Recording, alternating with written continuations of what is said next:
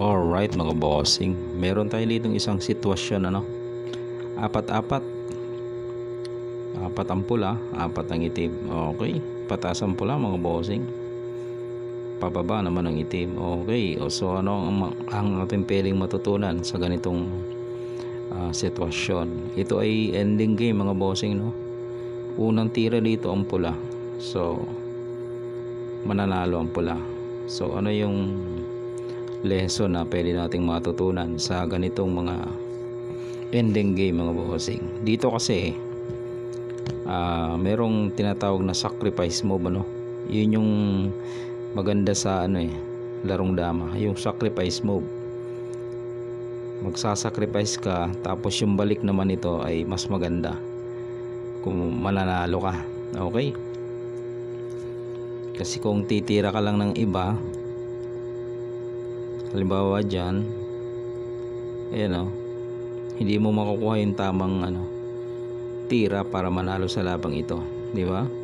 Titira ka halimbawa dito, papasok pa rin siya dyan. Okay, so possible lumamang siya sa posisyon or tumabla, halimbawa dito ka naman, doon pa rin siya, talagang papasok at papasok siya doon. Halimbawa dito siya, dito lang mangyari, maiipit ka pa, pag dito iilag lang, wala ka nang tira kundi ito. Dito siya, doon ka, dito siya, makakadama, so mauwi sa draw. Okay, balik lang natin. So ang tinutukoy ko ay ganito, magsasacrifice move ka para manalo sa labang ito. Paano? Ganito lang mga bossing, binigay ito, tapos siniguro. Ayan, ano ang tira dito ng itim mga bossing? Halimbawa, hindi naman siya pwede dito, or dito, kasi kain dalawa yun. Okay, pwede siya dito, pabayaan niya. Kaya lang pag tira niya dito or dito, bantay sarado, talo mga bossing. Okay, yun yung malupit na sacrifice move, pakain, sisiguruhin, same lang naman dito, kain, wala siyang tira dito, ganun pa rin ang resulta. Paano kung umilag?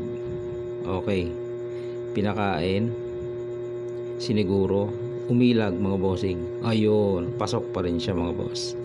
Yan sinasabi natin, yung balik, pinabalik, pinakain.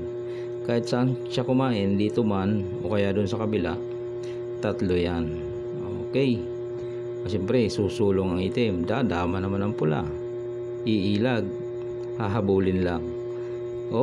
Ayun, so naabutan mga bossing. So yun yung kahalagahan ng sacrifice move mga bossing. Once na makakita ka ng magandang sacrifice move, gawin mo na, kasi sure win ka na dyan. Alright mga bossing, sana ay nagustuhan nyo kahit paano ang ating demo tungkol dito sa sacrifice move. Salamat po, pa-share po ng ating mga video para sa iba pang mahilig sa larong dama. Alright mga bossing.